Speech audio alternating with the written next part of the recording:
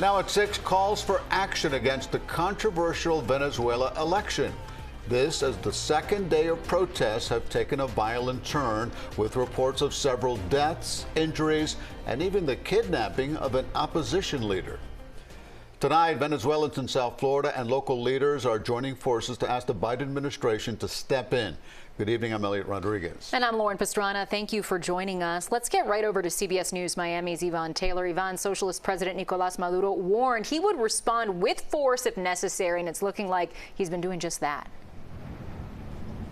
And what better than the numbers that are being revealed, Elliot and Lauren? They're talking about at least 11 people dead and more than 130 arrests.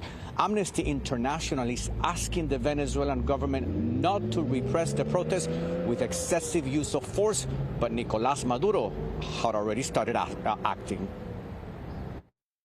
Opposition leaders called on Venezuelans to assemble in Caracas on Tuesday.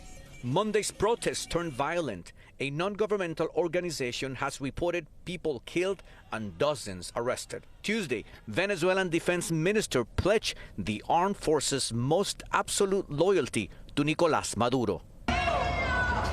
This other video went viral. Venezuelan security forces arresting opposition leader Freddy Superlano. Nicolas Maduro is accused of kidnapping him. There were protests in different parts of Venezuela. Luis Atencio, a Venezuelan American who returned to his country to vote against socialism on Sunday, attended this protest on Tuesday. Today, the opposition called for assemblies, if you will, peaceful protest, where people get together and talk about what we've won and where we've come from.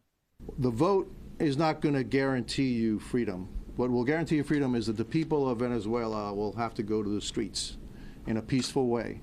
Congressman Carlos Jimenez announced on Tuesday he is asking the Biden administration to act quickly in Venezuela. We've already written a letter today. Congresswoman Maria Salazar, Mario Diaz-Balart, and myself have written a letter to President Biden asking the Biden administration to impose the harshest sanctions on the Venezuelan regime possible. While a Venezuelan American organization is urging the private sector in his homeland to support those who protest with what he calls solid actions.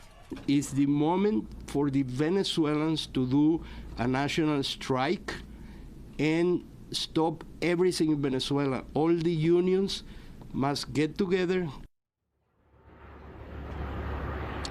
And U.S. President Joe Biden was scheduled to hold a conversation with Brazilian President Luis Inácio da Silva, which in fact, Lula da Silva was a former supporter of Nicolas Maduro, but he told the Venezuelan leader to give up power if he would lose in the ballots. That could determine Washington positions as far as the next step when it comes to Venezuela. We are live in Doral. Yvonne Taylor, CBS News, Miami.